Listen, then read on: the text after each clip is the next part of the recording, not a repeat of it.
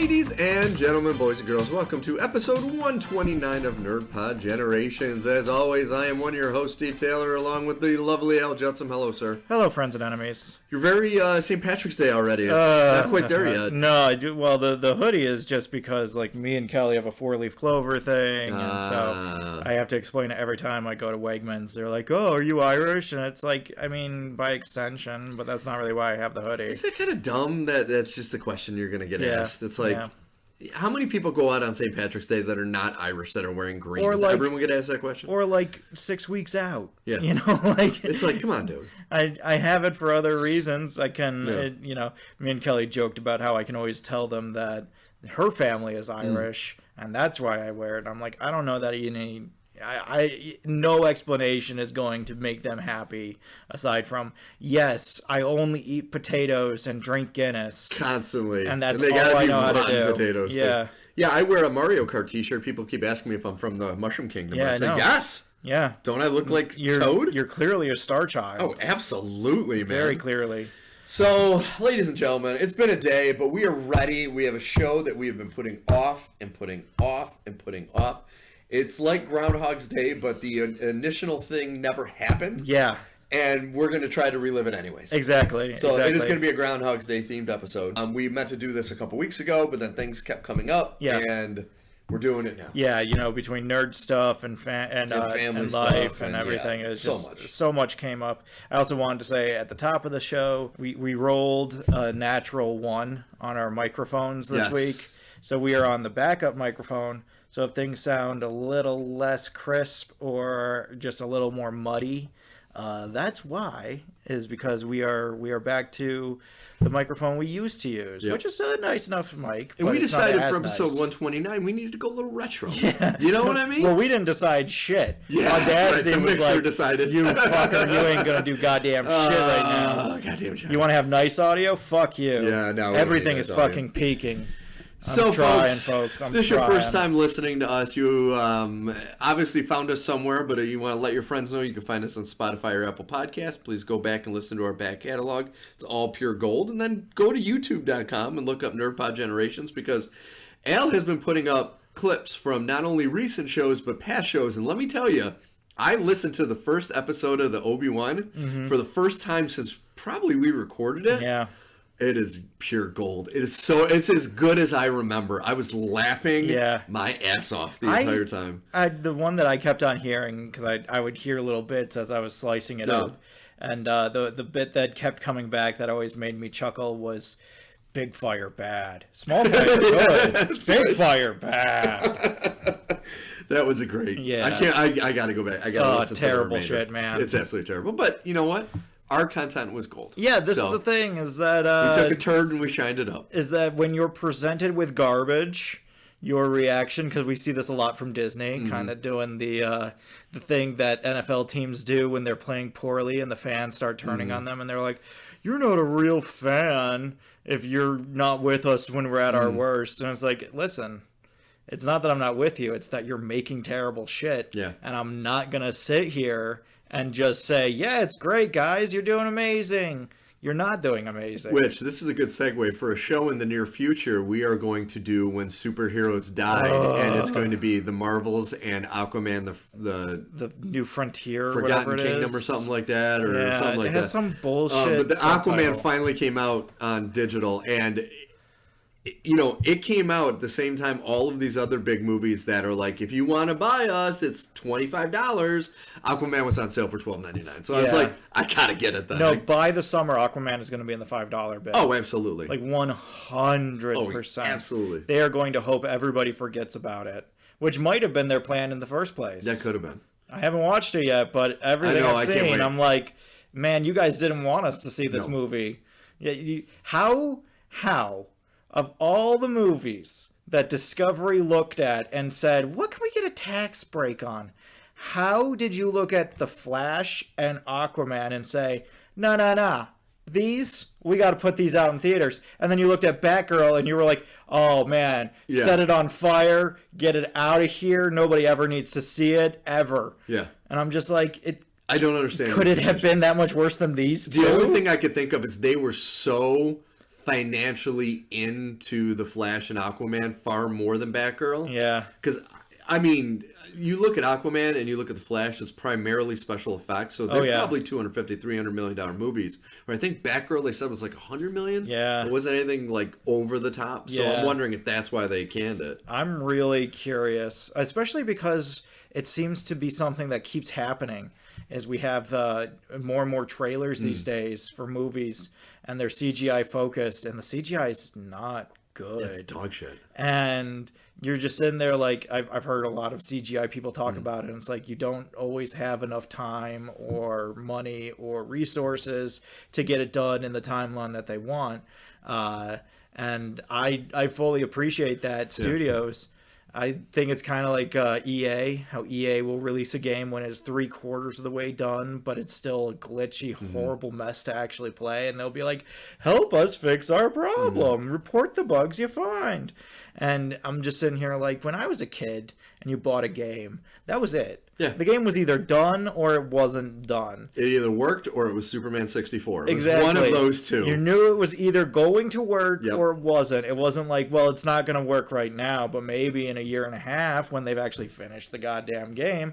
And movies are kind of getting to that point now, but they can't retroactively update it like a video game. So they're just pushing out these movies that aren't done and saying, well, but we're out of time. The audience expects it by now. And it's like, the only reason we expect it by now is because that's when you said you would have it. Yeah.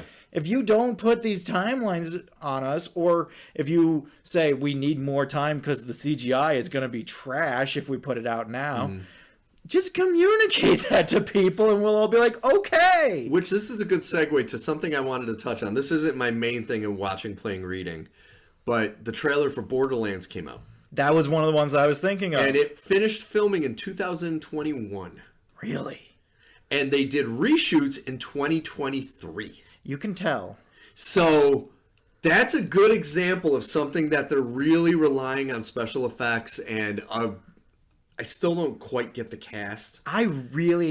I'm baffled by the cast. What is Cate Blanchett doing? Why are Cate Blanchett and Kevin Hart in this movie? Kevin Hart, I can understand. He's a whore that will do pretty much anything. Cate Blanchett's a 2-time Oscar winner. Yeah. Jamie Lee Curtis, well, she hadn't won her Oscar yet when they filmed this. But, like, at that point, Cate Blanchett's a 2-time Oscar winner, and you're going to do fucking Borderlands? This is not her cup of tea. No. She looks out of place. Like, I could see a Charlize Theron in this role. Yeah. But she's doing her best, like, punk rock Furiosa, and I don't was filming this. She filmed this right before she filmed Tar, where she played the conductor. And you're like, how do you go from fucking Borderlands to Tar? It makes me wonder if it's going to be a Jeremy Irons and D&D kind of situation of, fuck it, I don't care. We just need money to get on this other project off the ground. Possibly, and, is it just going to be bad? Because I got to be honest. I watched the Borderlands trailer and I was like, no part of this sells me. No. I'm not sold on any of this. No. I wasn't the biggest Borderlands fan. This doesn't feel like Borderlands. The limited amount of time that I've played Borderlands with friends, it never felt like this. Yeah, no. This didn't have that kind of look or feel. Borderlands had a very specific look. To say nothing of the fact that if you were going to ever make an animated movie for a video game, Borderlands would be at the top of the list because it has toon shading as part of the style of the game. And I just, this looks like a studio Mad Max. Yeah. Like if George Miller is the authentic Mad Max maker, this is like a bunch of people in a studio got together and said, hey, I bet we could make a Mad Max. And Borderlands is basically Mad Max. I look at this and I'm just like, is it going to be bad? I can't sit here and say it is going to be bad. I just have no reason to believe that it is going to be any good. There's not many movies that have that long a delay. And I know COVID probably came into why it was delayed. But to do reshoots 2 years later never bodes well. No. So that's got me a little... That tells me that you finished the movie, watched it, said, this isn't very good. Yeah. Let's wait to put it out. And then certain people had their stars go up a little bit. You have your Jack Blacks, you have Ariana Greenblatt. I thought she's the one that played young Ahsoka. She was in Barbie and Ahsoka. So you have various people whose stars are bringing up. Yeah. And it's like, oh, we could publish this with her as one of the leads in it. If she has this kind of stardom right now, and everybody loves Jack Black after Bowser last year, let's do that. Let's push this. And we'll just reshoot it so that she has a bigger role in the movie. I just don't get the Kevin Hart. See, here's the thing with Kevin Hart. I'm not a big Kevin Hart fan. He's enjoyable in, like, the Jumanji movies, but he's definitely a one-tone... He's playing the straight guy which here. Doesn't make That's sense. Not what he should and he's be not doing. An action hero. He's 5 foot tall. Yeah. You're not an action hero, dude. No. And if there was an ongoing joke where they make him seem bigger than he is, yes, that would be funny. But that's not what's happening. It seems like he's supposed to be this earnest The Rock type. Yeah. And I'm like, no, this is the guy you get to play against The Rock, popularly, because The Rock needs something else to add to his rockness. And it is very much the Arnold Schwarzenegger, Danny DeVito thing from Twins. Yeah. So it's like, that's what you have, and you're right. When you put him next to Cate Blanchett, it's like... So is Cate Blanchett going to do all your comedic heavy lifting, and Kevin Hart is going to be one of your action leads? Well, or is Jack Black going to be doing all the comedic heavy lifting? Jack Black is Claptrap, Claptrap is the comic relief in the games, but then also the Ariana, I can't remember Greenblatt. She's also, her character was also comic relief in the games. And so it's like, those two are obviously the comic relief, but... So that means Cate Blanchett is going to carry the action? I think they have her set up to be like the Sigourney Weaver of this movie. I don't know, man. I'm not... I know she's a great actress. I know Jeremy Irons is a great actor. I know there's a lot of people that have been great actors that have then gone on to be in... Ben Kingsley. Terrible. Blood Rain, head scratcher. Yeah. So, you know, a lot of people have been good actors and then been in... What is it, Thomas W.S. Anderson or whatever Uwe Boll. Yeah, like there's a lot of bad movies out there that star good actors. Oh yeah, Thomas Anderson just did what was it, the Monster Hunter one, which was so bad. Yeah, this is what I'm saying. It was so fucking bad. That they find people, they put them in these movies. They're terrible. They are incredibly niche to one audience. This has big early 2000s video game movie.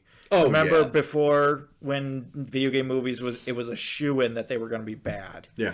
This feels closer to that. Like, I never thought a Borderlands trailer that I know stars Cate Blanchett and Jamie Lee Curtis, who I love both of them to death. And the thing I'd be excited more to hear about is that they're starting pre-production on Uncharted 2. It's like, I shouldn't think that, because we both had the same take on Uncharted, where it's like, it wasn't good, but it wasn't bad. It wasn't as bad as a lot of past ones. And I thought maybe the Borderlands movie would have something, but I'm like, honestly, I could give a shit. No, this doesn't look very good. And doesn't look good at all. This is a Sony production too, right? Yeah. And which the funny thing, I was watching a video and they took that clip from It's Always Sunny where Charlie was the wild card. And they had Dennis and Mac, and one said Disney, one said Marvel, and Charlie said Sony. Yeah. And they're like, "Why are you doing?" He goes, and just playing down like he's dumb. He is going crazy. We're talking about you. Yeah. And that's fucking Sony right now. They are out of their mind, except for when they allow people to do animated movies like Spider-Verse. Yeah. It's like, okay, that's good. Yeah. Everything else they make is pure dog shit. Well, and I really want to know what the actual production side of Spider-Verse has been like. Like, how often have they been getting notes from Amy Pascal and Avi Arad? Because they ruin things. Yeah, they terribly. Madam Web stinks of Pascal and Arad. Yeah. Just stinks of it. And Craven does too. Right down the road here. Ariana DeBose in the Craven movie. Why is she in this? Who the fuck knows? Yeah. Who could say? I don't know. I don't get it. Is it just money? Did you really think the script was something special? Yeah. What did your agent tell you to get you in this movie? Because I'm going to tell you straight up, this is trash. Yeah. And I very much worry that Borderlands is in that camp. I believe it. Yeah. I believe it. All right, so folks, that was the start of what we've been watching, playing, reading. Yeah, we haven't even gotten into the meat of the matter. I want to tap on the main thing I wanted to talk about is I've been watching the Marvel movies again with my son. We made it through phase 1.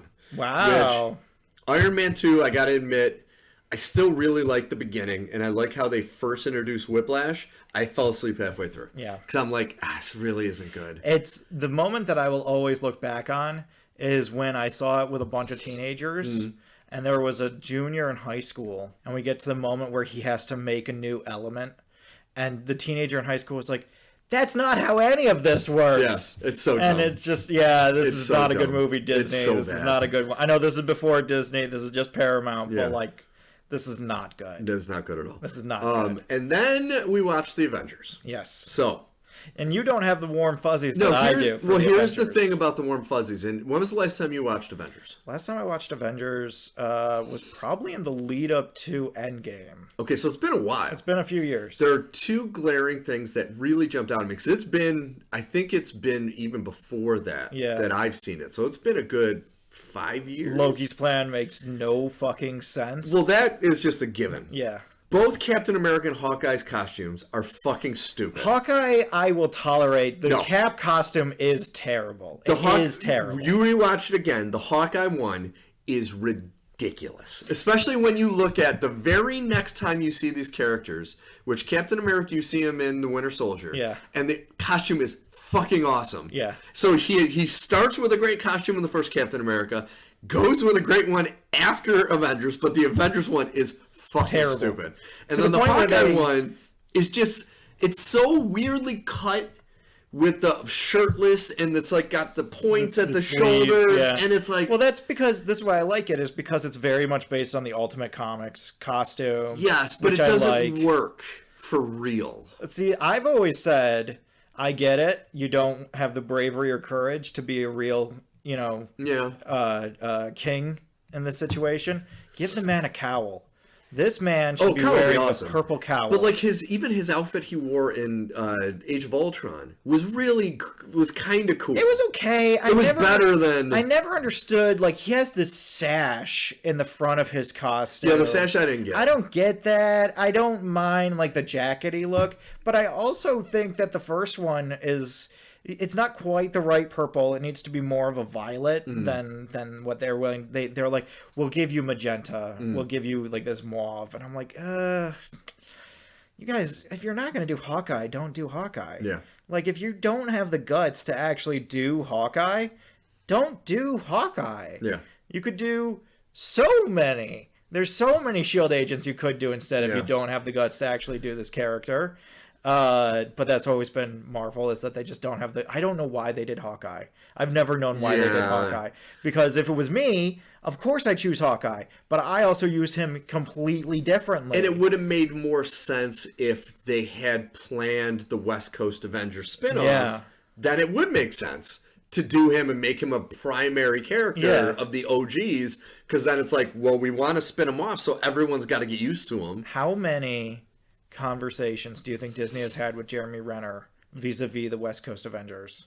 Probably zero. You don't think so? I would bet Jeremy Renner doesn't even know what the West Coast Avengers is. I wouldn't be surprised if Disney at some point was begging Jeremy Renner, with how bad things have been going recently, to try and have him be the lead of a West Coast Avengers show. The problem is now, ever since he's gotten his injury, I know he's coming back from it now, but he's still not like... He's still not 100%. No, so but that means that's just one more reason that... Because listen, they neutered Hawkeye. Yeah, Hawkeye used to be this badass. He was so cool. He was one of the younger guys on the team. He just said what he thought.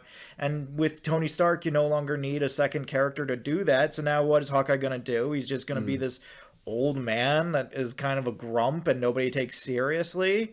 What's the point of this? But then he would transition so well in that role into the man in the chair, Nick Fury type, who just stands in a room with his arms crossed, looking at a big screen, saying, "Oh, this isn't good. What's he doing here? He's supposed to be blank." And it's like, Hawkeye for me, the closest they ever got was Civil War. That was Hawkeye. That was cool. That especially when he's in jail and he's just yelling at Stark. That's fucking Hawkeye. Yeah. And or when he confronts the Vision and electrocutes him and starts going because the Vision is like, "I'm going to kill you." And he's like, "Okay, we got to go." It's like, that's Hawkeye. That's Hawkeye. That's Hawkeye. Awesome. And then punching him twice in the head and being like, "Ow." Like, that's fucking Hawkeye. Yeah. Go on. What was your other point? So my other big thing is the direction of this film was so fucking shitty. The Joss Whedon effect of it. Yeah. With the spinning camera angles, and it's like, I'm watching it going, this guy was so full of himself. And I think the thing was, the performances were so strong, especially from Robert Downey Jr. and Mark Ruffalo. Like, I would love for them to have made an Iron Man Hulk movie with I'm just amazed the two they of them. Never made that happen. Because they were so great together. It's unreal that Marvel never cashed in that poker chip.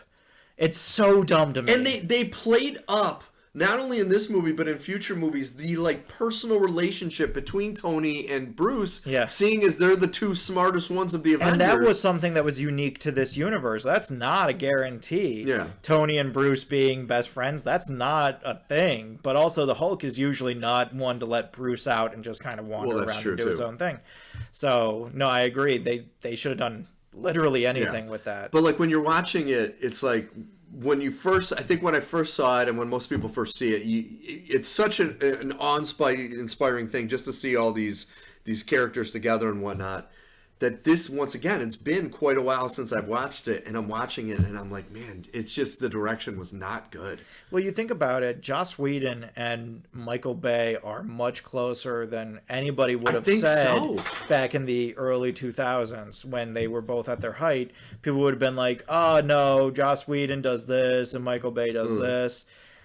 They're shockingly close in terms of their style. They got that way. The funny part is prior to Joss Whedon really being the super director with Marvel, if you go back and watch Firefly and Serenity and Buffy the Vampire Slayer and all this, it's well done, but it's done by somebody you could tell has, a little bit of humility. Yeah. But then you watch his Marvel movies and you're like, and then especially the Justice League, and you're like, Jesus, this guy's Justice League is especially way too bad. seriously, Justice League, you can really tell that Joss Whedon was like, I was brought on to save this movie. Yeah. And that's his entire look at the entire movie is, I'm here to save it. But I think the Avengers went right to his head. It really did. After Avengers, he's like, after Avengers. I'm the best. I'm an auteur. And I remember watching Age of Ultron. And you remember that summer was the same summer that he released his Backyard Much Ado About Nothing.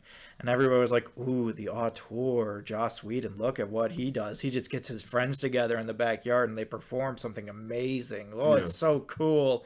And then you go to Age of Ultron and you're like, oh, this sucks donkey dick. This is terrible. And everybody's like, oh, it's because Disney told him to put too many things in. If they had left him alone, he would have been able to finish it right.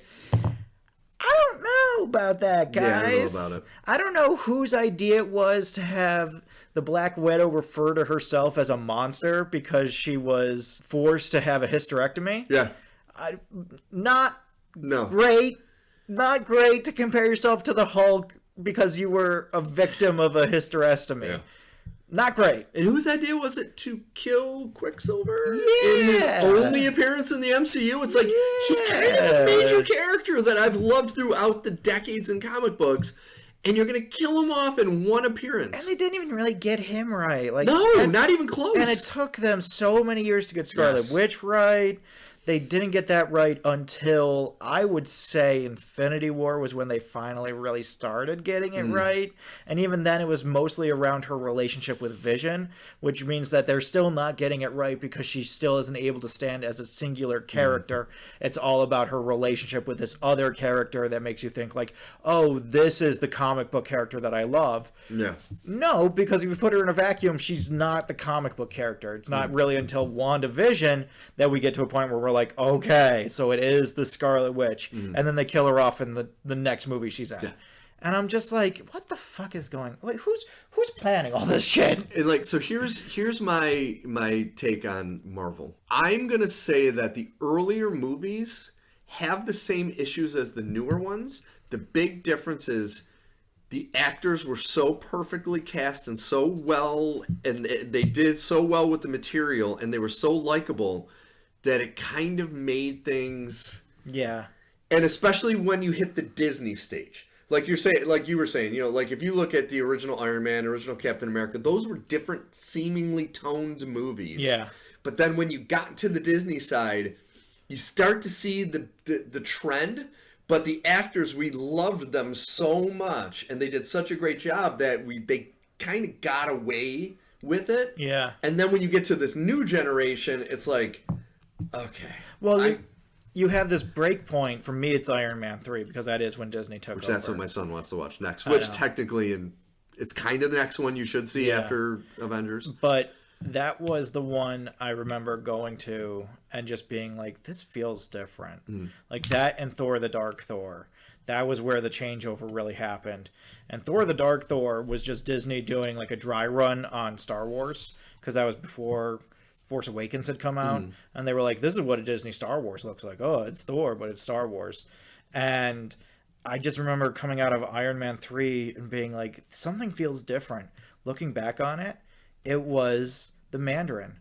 The Mandarin came in with everything we wanted. Great actor, great look. Seemed like it was coming straight out of the comic. And then they do this turn that completely undermines all of that. Yep. And suddenly all those things are played as a joke. And whereas Whiplash was done badly by the end of the movie, the tone at least was solid throughout. Oh yeah, the opening of that movie with him in Russia and his dad dying was so well done. Like Mickey Rourke, I was like, God damn, I forgot how good this was. And then it was so dark and dirty and gritty. It was awesome. When you put him in an Iron Man armor, you're like, this is stupid, but he's still fundamentally the same character. There were so many elements of so many Marvel movies afterwards where especially the villain is just this blah, nothing garbage. I'm reminded of Yellow Jacket and how stupid and dumb that whole fiasco was, to the point where they brought in MODOK, arguably the most ridiculous, stupid character in Marvel's pantheon. And even then, all of us were like, man, you can't even do MODOK right. Yeah. Like, how bad do you have to be at what you do to take MODOK, a literal giant head with appendages floating through the air, and do it so badly that everybody is like, what the fuck is wrong with you? Yeah. How? But I think you nailed it on the head. It's the villains they fucked up the Mandarin. Yep. And then Thor the Dark World, they fucked up the Dark Elves and Malachi. Yep. And Curse. They fucked that all up. Then you go to, Guardians, I think, was the outlier of Phase 2. I would actually argue with you on this. I think Winter Soldier, if you take the villain as Bucky, they do a good job. But Bucky's not the villain of that movie. Alexander Pierce is the villain of that movie. And he's not amazing as a villain. He's just kind of okay. He's just okay. Yeah. The real reason we're watching it, but this is what I'm building to. The real reason we watch that is for that relationship with Cap and Bucky. Yes. When we get to Guardians, you look at Ronan and everybody kind of says, this is fine. Except if you know the comics, this Ronan sucks donkey dick. This is so bad. Compared to the Accuser, this is the Accuser. This is the Accuser. No. I say no. And Novas, they're right in that same camp. Novas, they fucked up. Well, that's the one big problem Guardians had. Yeah. They fucked up the Nova Corps so goddamn bad. Yeah. Because it's like, how do you not introduce like, what's funny to me is that in one sense, you could argue like, oh, they needed to take out the space police, so the Guardians have to become the space police. I guess, but that all happens canonically after Guardians 1 and 2. In Guardians 1 and 2, the Nova Corps is still around and thriving. Yeah. So, what the fuck? What is going on here exactly? And then you go to Age of Ultron. Bad. Oh my God. Bad. Bad casting, bad writing, bad decisions. And it's like, Ultron was such an awesome character. He's so amazing! It's like, you had it. You picked the right bad guy. You just fucked it up. And I still say when they cast James Spader, that was the death knell. Like, I knew it was going to be bad when they said that Tony was going to create Ultron instead of Hank Pym. I knew it was going to be bad. And I can't help but wonder if there's any little fresh newbie nerds out there that have only watched the movies who are like, man, it's weird that Ant-Man's helmet looks a lot like Ultron's head, isn't it? That's weird, right? Yeah. Has anybody noticed that? Oh. I wonder why. Like, wonder what that could be. But, like... And especially, they had introduced at that point... No, Ant-Man came out after. Ant-Man hadn't been introduced. They came out after. We have to do Alfred Rewrites the Marvel Universe. Yeah.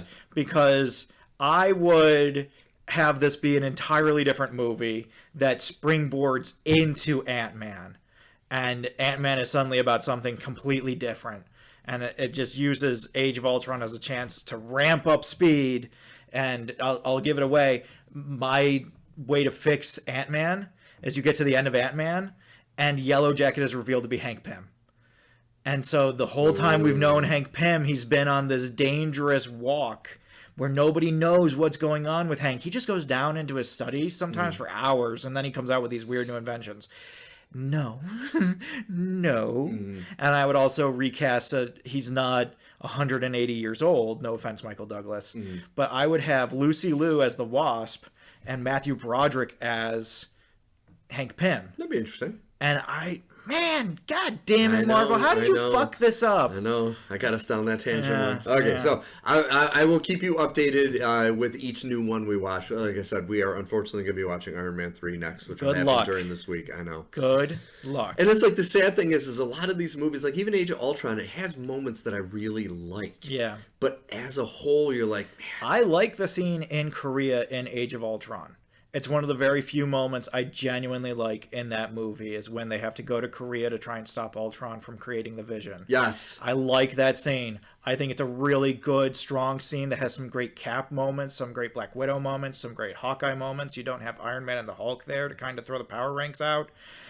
It's great. Yeah. It's just three humans trying to stop a supervillain. I also really like the party. Yeah. Where they're trying to lift Thor's hand. I mean, that, if you're going to do, like, a lighthearted comic thing, and then I even like the, like, kind of intro to Ultron where he comes out all deformed. That's not bad. And then it just all went downhill. Yeah, then it's a slippery slope downhill. From Claw talking about his mixtape to I fucking love Claw, man. Why they haven't used it? They used him so sparingly in the 2 movies he was in, and they fucking killed him so badly too. And he was so good. Like if you watch Wakanda, if you watch the first Black Panther, you're like, he's so awesome as Claw. Fucking keep him. I will never get over their terrible use of Baron Strucker. Where they have this whole lead-in. It was the dumbest. The post-credit scene where it's like, oh, Baron Strucker has the Mind Stone. Oh, what's going to happen? Oh, shit. Yeah. Nothing will happen. He's the comic relief saying, we will never give up. So we're going to give up. And it's like, oh, why would you fucking do that? Why are you doing this? They don't respect respect the canon. It's like when Tony shoots everybody in the room and he's like, are we happy? And one of the guys is like, no, I'm not happy. It's like, I hate this. I know. I hate this so much. And I can never get over how bad it is. Can't either. Because this is what they put in stone. Yeah. You know, this is what they carved into the stone, and they were like, oh, yeah, this is fine. It's good enough. Don't worry about it. Yeah. And it's like, no, man, this is what I have to show people, and then I have to sit there for the next 100 years and explain, okay, here are the parts that are okay. Here's why it's not good. Yeah. I'm tired of it, man. Yeah, I know. I haven't even gotten to the point where I have to square the circle of Homecoming with my own child. It honestly keeps me up at night. That's going to be a harder discussion than the Birds and the Bees. I don't know how I'm going to deal with it. You're going to have an easier time explaining sex than Homecoming. I am planning it like one plans to build a house. Yeah. I'm like, okay, I got to lay down the right foundation. I got to do this first. See, because you're going to have the same problem I had with Rise of Skywalker and The Last Jedi, to where you're going to be like, these are terrible movies, but I know when my child watches them, no matter what I say, they're going to love it. No, I'm going to be in the place that you would be if you showed Ethan the 09 Star Trek. That's the hell that I'll be in. Or even better, Into Darkness. If you show Ethan Into Darkness, tell me you're not going to be pulling your own hair out while Ethan sits there and is like, oh, it's so shiny and cool and I love it. And See, I'm hoping that by the time I show him that abomination, I'll have already shown him RoboCop, and he's like, "Why is RoboCop coming after James Kirk?" It's no, that's never going to happen, dude. I know. See, this is my thing. How do I say to my 6-year-old, "I love Spider-Man. Let's watch a bunch of Spider-Man stuff," and then they come to me with Homecoming, and they're like, "I want to watch this one." What am I supposed to tell them? Yeah, you're not ready. You're not ready for it. See, I have the benefit of, and you kind of do too, with all the Star Wars like animated series and whatnot, that I'm going to show when Ethan's finally, because I still think Star Trek is getting to a point where he can watch it. I have to show him all of the 11 OG movies. Mm-hmm. I have to show him the next gen. I'll show him a few episodes of the original series. I don't think I need to get too deep into that because I think the movies will do enough to introduce those characters. It's like Doctor Who. We've kind of moved on to the second phase. So I'll show him Next Generation and then Voyager and like all the great ones, and then I will show him Strange New Worlds, And then I'll show him the J.J. Abrams. And by that point, he'll be so inoculated with good Star Trek, he'll be like, what is this dog shit? This is what I'm saying when I say I want to lay down the foundation. Is I want to be like, okay, so these are the Spider-Man cartoons we're going to watch, and then we're going to watch these Spider-Man movies, and then we're going to watch these Spider-Man movies, and we're going to indoctrinate you under so much various Spider-Man stuff. We'll read comics, we'll do the whole thing. Yeah. And by the time you watch Homecoming, I won't have to tell you shit, because you'll be sitting there telling me things that are stupid about it that I haven't thought of. I hope we're at like episode 500 of our podcast and your child, boy or girl, will sit in with us and just have the Al Judson rant, but in a smaller voice. Yeah. Like, yeah, this is great. Why is Spider-Man driving a car? You know, I've been asking people that for literally 15 years and no one will give me an answer. Why did Spider-Man hit this alien technology with a hammer? Why did Spider-Man knock himself out when trying to jump through the roof of a truck? Why did Spider-Man get stuck in a vault that when he can lift over 5 tons? Why did Spider-Man do this with you down a rant? I didn't realize I was pulling you down. Oh, you knew. I kind of knew. All right, so let's go on to what have you been watching? Yes, sir. Now that we are 35 minutes into the show. Let's go. Unfortunately, friends and enemies, because we're using peaks and valleys, baby. Peaks and valleys. Lots of peaking in this episode, so I apologize for the audio quality. So I watched, I mentioned a few weeks ago that I have been going down the Mortal Kombat coil for a little while now. And there's some really good animated movies out of Warner Brothers for Mortal Kombat, which are... They're really, Netflix, right? No, they are... they're on Max. Okay. And they are out of the same animation studio as the DC movies. Oh. Now, with the ones that had come out previously, which were about Scorpion and Liu Kang... I almost called him Q Lang. Liu Kang... they do have a very different style than the DC animated movies, even though it's the same studio, same voice crew and everything. So it's very similar to that. The newest one that they came out with does have the same style as the new DC animated movies. Okay. So it's a little different, not in a bad way. Like the Justice League one we just watched? Yeah. So kind of heavy black lines. Everything's a little flatter. There's a little less depth to everything in terms of the color. But this is Mortal Kombat Cage Match, and I bet you can't guess who it's about. Luke Trang, whatever you say his name.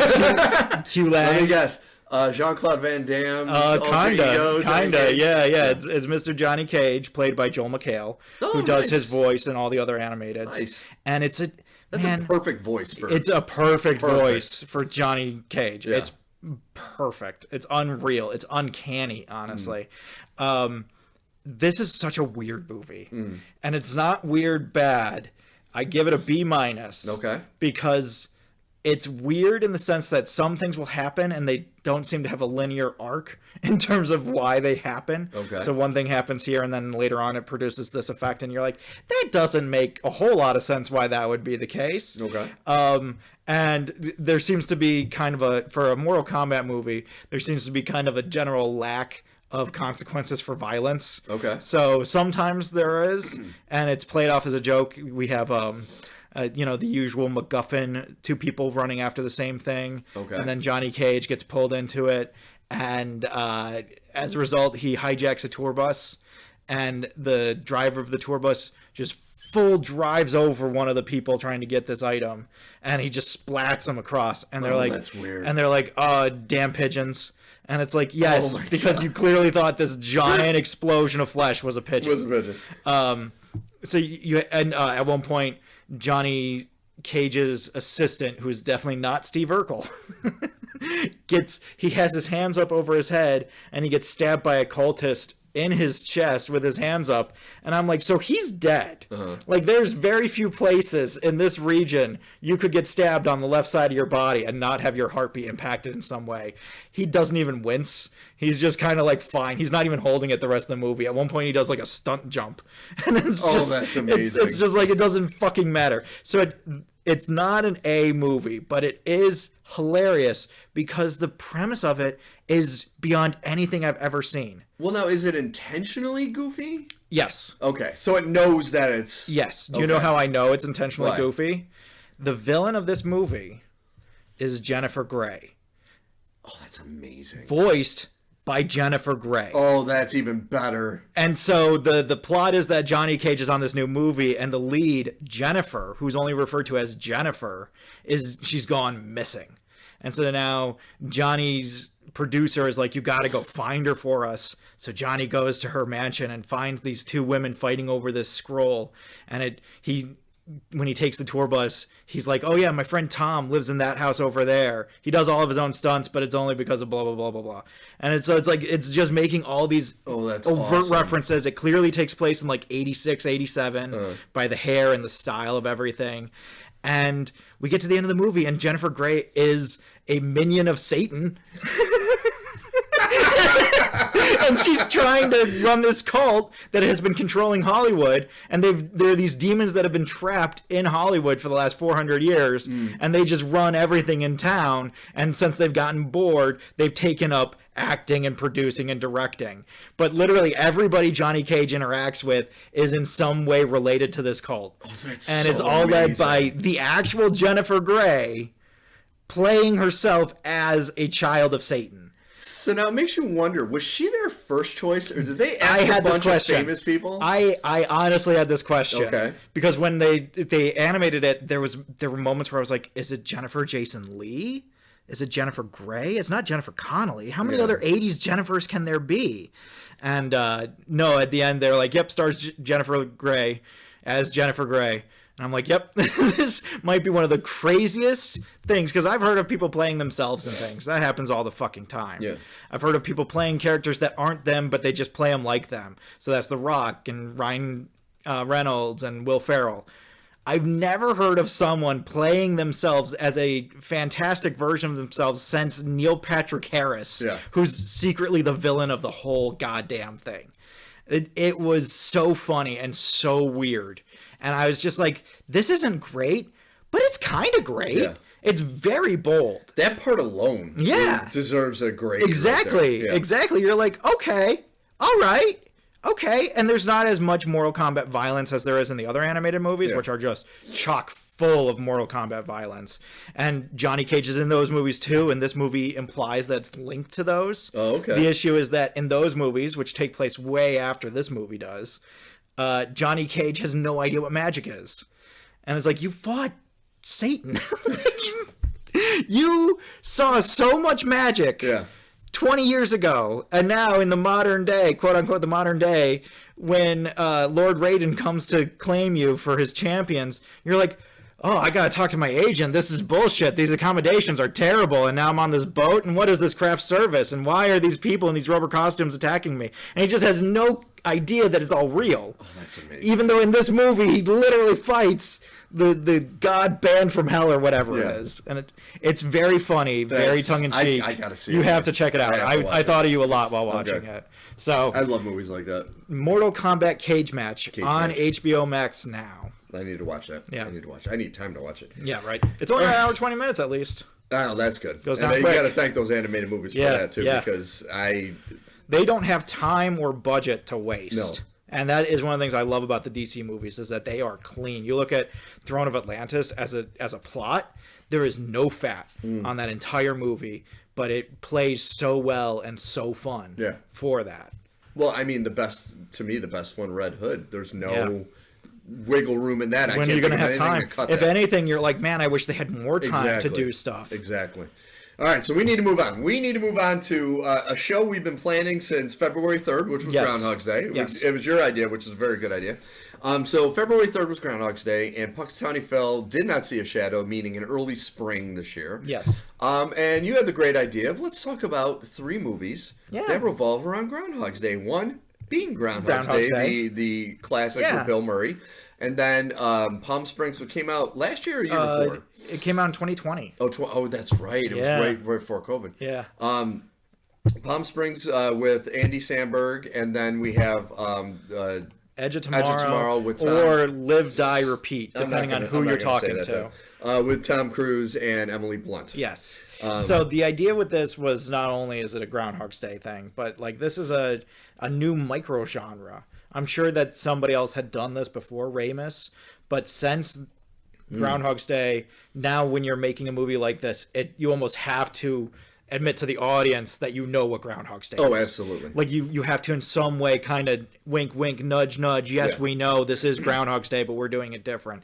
And it's just so interesting to look at how different people have approached this central conceit, where Groundhog's Day as its own thing is very different from something like Edge of Tomorrow. We also were going to do Happy Death Day, but 3 was enough. 4 is a little too much. I do want to give a shout out to Happy Death Day. When I first saw that movie and saw the trailer, I was like, it looks like another cheesy teen horror movie. But then when I watched it, I was like, it actually wasn't bad. Isn't bad. It was enjoyable. It was humorous. Yeah. I liked the lead. She was great. And it's like, okay. I've seen about half of it. I've never made it through the whole thing. Yeah. Because I just saw it on TV. So I haven't even made it through half of it. Because when you watch the TV version of a movie, very rarely are you actually, especially a horror movie. Well, that's true. Are you very actually watching a movie? So I do need to actually go and watch it. But it is just, the lead portrayal is so good in a lot of scenes, and just the way that she is handling the situation, because that's really what the movie is. The movie isn't being in a time loop. The movie is watching what someone does while they are trapped in a time loop, and seeing how that develops or doesn't develop them as an individual, and which we're going to get to with Edge of Tomorrow. But let's start with Groundhog Day. We have to start with the granddaddy. Yes. So Harold Ramis directed, Andy McDowell and Bill Murray in Groundhog's Day. Yes. You don't want to talk about Chris Elliott? You want to give kudos to Chris Elliott? I don't like Chris Elliott. Chris Elliott, I liked him in Something About Mary. He was okay in this. He was a little obnoxious. The only thing I laughed at with him is when they were doing the bachelor auction, and he got up and tried to look sexy, and a woman bought him for $0.25. It's like, okay, that's and I like the moment where he looks out and he blocks the line. He's like, oh shit. Yeah, oh shit. So, but I don't like Chris Elliott in a lot of stuff. I find him annoying. Yeah. And I just don't care for him. He actually hit his peak when he was a side character on Late Night with David Letterman, because that's where he first made his bones. Yeah. And he would come out as a scientist, and I remember him eating dog food once because he wanted to test the dog food. And it's he was really good That's at that. his thing. But then his movies I remember him in the Nickelodeon movie Snow Day, and he's just awful. Yeah, it's awful. And he was awful in Scream 2, where he played the weird butler. Yeah. And he was dumb. And yeah. He always plays weird butlers or people with weird pustules or boils.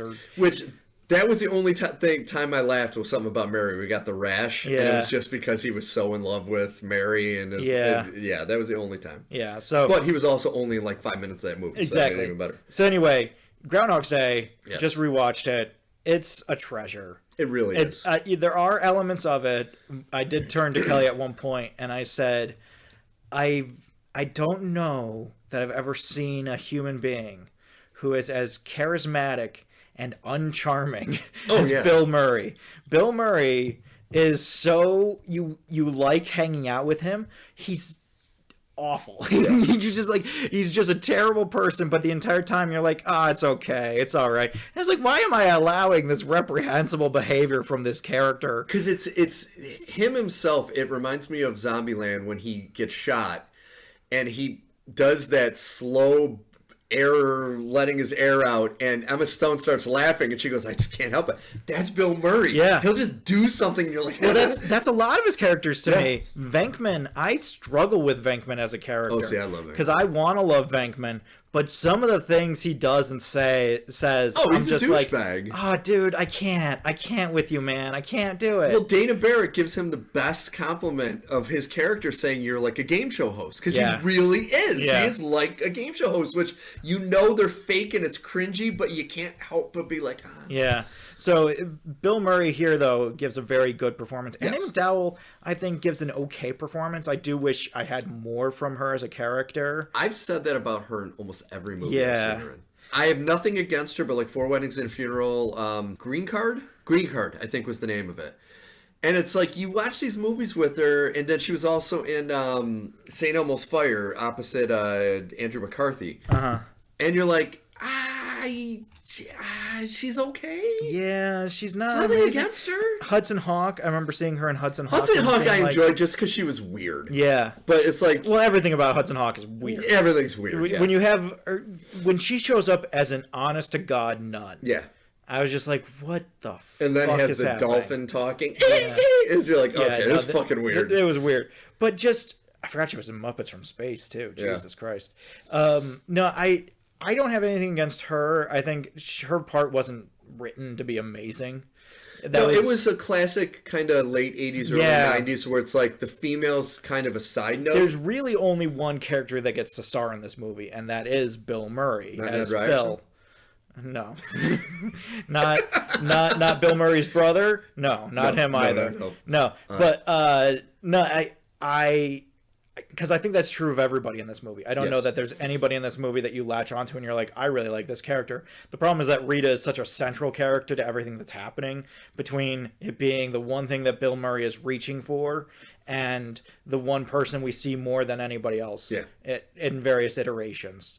And I did want a little bit more out of that character, especially like I wanted to understand why Phil likes her in the first place. It seems like she's at various points just an object of accomplishment for him, of like, if I can just get her, then... And that's the one problem with that, is I think that was the whole point of this entire movie. And then he just... Because didn't somebody say that he's like 10,000 years or something? He's been there for thousands of years. And it's just... Over that time, he fell in love with her. Yeah. Where at first, I think it was just a conquest, but then as decades and millennia went by, he actually fell in love with her. And it's so weird because you get so many different... I mean, obviously, you get different looks at the same scene, and we're going to talk about how this is done in all these movies. But the way that they do it here is so different from the other movies, very honestly, where it is just such a full recreation of the exact same scene. Yes. And right down to the camera work, right down to the roll-in and everything. It's just the timing, the pacing, everything is exactly the same. And then you just have like one little alternate thing where Bill Murray says or does something a little different. See, and I would love to see like a behind-the-scenes filming of this, because they must have just filmed those scenes one right after another on the same day to get the same lighting, get the same everything. And it's just like, I would love to have known, watch it behind the scenes. Yeah, and it's just fascinating to see kind of the progression of everything, because it happens at such a different pace than I remembered. Yeah. Because you get to the beginning and he realizes it's in the same day and you're like, okay, all right. And then immediately he starts going for Rita. I was like, oh, I thought that happened in like the second half of the movie. And then he has his breakdown after Rita rejects him, and he kind of just falls into this million-year stupor of just kind of bopping around this town, meeting people, doing stupid shit. And then he has another meeting with Rita, and that's when he's like, I will make myself a better person. Yeah. And then I will achieve her. And I don't know. I like this movie a lot. I also think it's very of its time. I could easily see showing this to a kid these days and having them be like, Jesus Christ. Oh my God. And especially with what was the woman that he ends up seducing over a short period of time? Yes, what's her name? And said that when she gets excited, she makes a noise like a squirrel. Yeah. And I can't Nancy. Even that, it's like, it's not like he did anything inappropriate, but it still was cringy. Well, so this is always the thing, is I remember hearing my boys on Welcome to the Basement talking about this, and they were like, it doesn't matter. For them, it's always the first day. Yeah. So it doesn't matter if like Bill Murray is thinking of it differently or doing it from a different place in terms of his heart. For them, it's always the first day. And that was kind of something that I brought into this viewing of like, but how does this impact them on the first day? Because I do feel like with Rita, what's interesting and something that I wish Ramis had kind of gone into is that she can tell something's happening. Yes. She doesn't know what, but she can tell something hinky's going on. Yeah. And I really wish they had leaned into that, because it kind of helps alleviate the issue of this is always their first day, because now she has some inkling, some sense that something else is going on here. And it also gives us as an audience kind of this doorway in of like, this isn't just something weird that just happened. This is a cosmic event that is making this happen. And you know, I don't need an explanation on that any more than that. I don't need them to go into, like, I don't need the third act to be like Bill Murray goes to heaven and confronts God and the clockmaker. Like, I don't fucking care about that. That's not important to me. Is it a little weird at the end of the movie when he just kind of snaps out of it and he's suddenly in the next day because Rita stayed with him the whole night? Yeah, it's not necessarily the most satisfying ending. It also made me question, because I watched it recently too, I wish they would have continued on, because he has all of this skills, knowledge and skills. Yeah. It's like, what does the character do now? Does he just go back to being a weatherman? Or he could rule the fucking world with the knowledge he has. Because he's trying to save the old man who dies every night, he gains enough medical information to feel confident looking at a patient's chart and reading it. I couldn't do that. If I went in and I said, give me their chart, and I looked at it, I'd be like, this doesn't fucking make any... I don't know what this means. None of this fucking means shit to me. What's an O2 level? And he clearly gains a great deal of knowledge while he's in there, not just playing the piano, but doing a bunch of different things. And, like, I go back to the fact that he knows where he has to be for the entire town for the whole day. Yep. That would take so long. Think about that in terms of a video game. You have 2,000 NPCs in a town, which is still smaller than what he ends up doing in Punxsutawney. And you go around and you talk to every one of those NPCs enough so you know their entire daily routine of 2,000 people. And you know when you have to be here at this time to make this happen. He was in there a long goddamn time. He was in there a long fucking time. And I do like, there was an urban legend going around that, you know, of course it's just people online, but that Ned Ryerson was like the angel of death. I do love that idea. And that's kind of cool, because he does drive him fucking nuts. And I wish, you don't really get, like, to me, the only end to that storyline was them at the Bachelor auction where she wins Bill Murray and they go off. Yeah. And you see Ned laughing. And that was it with him. And it's like, that character was such an integral kind of it's so interesting of each one of his days. Because all at once, I do love both ideas. I love what we get where Ned Ryerson is just an idiot. Yeah. He's just an idiot. He's just another guy in town who's just an idiot. And there's nothing deeper, more nefarious. And by the end of the movie, Bill Murray buys every kind of insurance under the sun from him. And he's just this another victim of Phil and his terrible behavior, where he's like, you don't remember me? You told me never to date your sister and that you would kill me if I ever dated your sister. You don't remember me? Doesn't ring a bell. And, it, you know, like, he is just as low as anybody else. I love the idea that he's secretly the villain. Yeah. Especially since that actor, what's his name? Stephen Tobolowsky. Yeah. He has such a great villain face. They use it in Heroes. I remember years later I saw him as a villain in Heroes. I was like, what the fuck are you doing here? But it works. Yeah. Because he seems like this nice, innocent guy, and then there's this turn where he's this dark asshole. And I just love the idea that at some point Phil realizes, like, you're faking it. Yeah. You do know who I am. You do know what's going on. And you know. Yeah. You know that I'm stuck here. Why do you know that? And that would just be a whole other plot line. And it's like, that would be fascinating. And then you could take into account, they don't play off that he bought all that insurance from him, except for that last day. Yeah. So maybe that's why he snapped out of it, is because of that, not because of Andie MacDowell. And it's like, you don't know. I would love to see a mini series that was the last day in Groundhog's Day and just the different things that Phil did. Yeah. And then at the end, you're just kind of left being like, which act that Phil did on his last day was actually the thing that got him out. Yes. Because it might not have been her. Exactly. That would be amazing. Wouldn't that be fucking amazing? That would be great. I thought about that when we were watching it. I was like, that would be amazing. See, and this is why I wanted to talk about this. Yeah. It's such a genre dripping with options. Yes. But it's so different from any other genre. You know, like, you usually have, like, there's a bunch of action movies, and then Steven Spielberg comes along and makes Raiders. And now action movies are always trying to chase what that is. This is a genre that was created by one person. Yeah. And then other people have just come in and been like, hey, I like this genre. Let me iterate on it and see what I can make out of it. But I've never seen something that was so whole cloth made by one guy. Like, there may have been other time loop movies out there. No one knows what they are. If you talk about time loop movies, everybody always goes to Groundhog's Day. Yeah. The biggest comparison to me with this, it'd be George Romero's First Night of the Living Dead. Yeah. That introduced the zombies that we all know.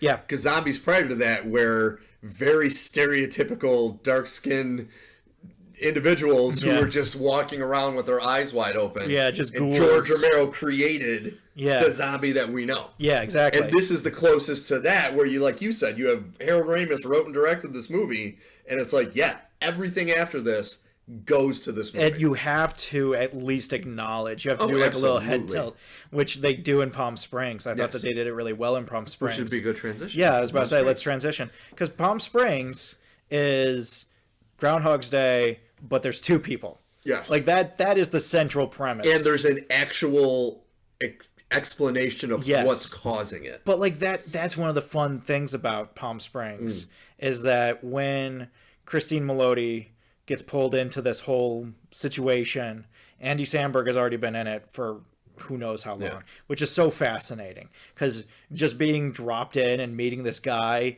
you're like, oh, this guy's got a weird energy. And then you're like, wait a minute, hang on a second. He's been here. He knows what's happening. And we as an audience don't know, but he knows.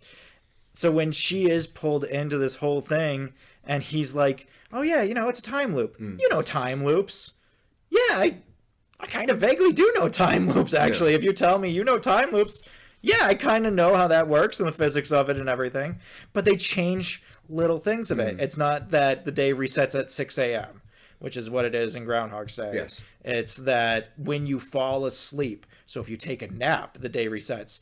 To which I say, so if someone takes a nap, but now there's multiple people experiencing the day, if Andy Samberg takes a nap, he doesn't wake up until the day resets, but Christine Melody is still in that day. Does she just see Andy Samberg taking the infinite nap, where he's just taking this nap that he cannot be roused from? I read that as, like, if he went to sleep, he's just asleep until she falls asleep, and then they both wake up at the same time. That's what I'm saying. Yeah. It's like, but his body still must be somewhere in the world. Yeah, that is true. So if you go around and you find, like, Andy Samberg and he just accidentally fell asleep on a couch, does the entire wedding take place with Andy Samberg just passed out on this couch? That could and be. Even doctors, you can bring in like a line of doctors, no one can wake him up and he won't wake up because she has to fall asleep and then they both wake up at the same time. That's interesting. But I love the way that the rules change because as a result of that, you get this great moment in the second, third-ish act, that kind of handoff where they've both been in this for years, probably centuries. We're going to get to that because that I say probably with big scare quotes around it. She wakes up before him. And that becomes part of the plot, is that she wakes up before he does. And so she can just go. And by the time he wakes up, she's already gone. So the only time that he can catch her is if she either A, doesn't leave, or B, wakes him up in the morning, which she does on most days. So it's just like, it was just this new, interesting twist on everything of like, you have a buddy, you're trapped in this loop with this buddy for however long, and then your buddy's gone. And now you're just back to where you were for who knows how long before this. And just like the different ways that goes, having to talk about like, she goes up to him and she says, did we ever have sex? He's like, no. Well, it's not as simple as all that, is it? And they did have sex a lot, and she doesn't remember any of it. But he remembers. All of it. Yeah. And it's just so many fascinating ideas that then she gains this agency in the world. And also just, I love that moment when she confronts him for the first time, when they go through the portal and she comes storming out. He's in the pool and she comes storming out at him. And he's like, consequences. That's not, consequences aren't supposed to happen. Yeah. There's no consequences. And see, that makes me believe that he's been in it for a very long time. Yeah. Because it was a huge shock to him. Yeah. It's like, what the fuck is going on here? Yeah. No, he has that same kind of, he's talked to everybody at the party. Yes. He knows everyone. He's had every experience. He's driven as far as he can. I love when he talks. Where did he say he flew to? Didn't he say he made it as far? Went somewhere in Mexico or somewhere something? In Mexico, something like that. That was pretty funny. Before he fell asleep. I love the idea that he talks about something that we don't see Phil talk about in Groundhog Day, where he's like, pain still hurts. Yes. Getting hurt still fucking sucks. And if it doesn't, talks about all the times he's died, but he doesn't talk about... It's always a painless or seemingly painless experience. Like a quick death. Yeah. And Andy Samberg is like, no, when you get put on a dissection table because they want to find out why you can't get out of this time loop, and that's how you reset the time loop, is by having your brain opened up. Not great. Yeah. It's not great. And I love how they developed the style of this type of story. I will say, I do feel like one of the few issues I had with Palm Springs, because I would say, to me, Palm Springs was like a solid A. It wasn't perfect, but it was a lot of fun to watch, and I very much enjoyed it, especially considering I came into it. And Andy Samberg is such a weird hodgepodge of things. For as many times as I find something like Hot Rod that I fucking love for how stupid it is, there's something like Chip and Dale where I'm just like, this is so close and yet so far from what I want it to be.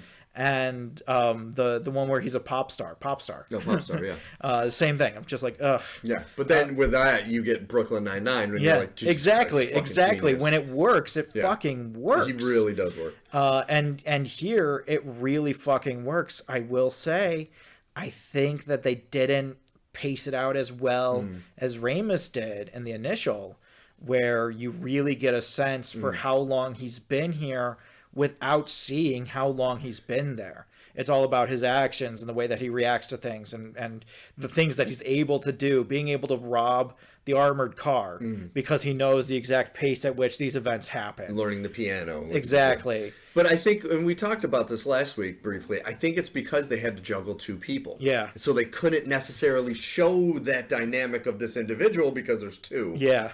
And then how are you going to... I just got to the point where she throws him a birthday party at the Roadhouse, and I was like, this feels like it's coming out of left field. Like, I get that they're friends, but it doesn't feel like you've developed them as a relationship enough for me to be like, yes, I buy this moment.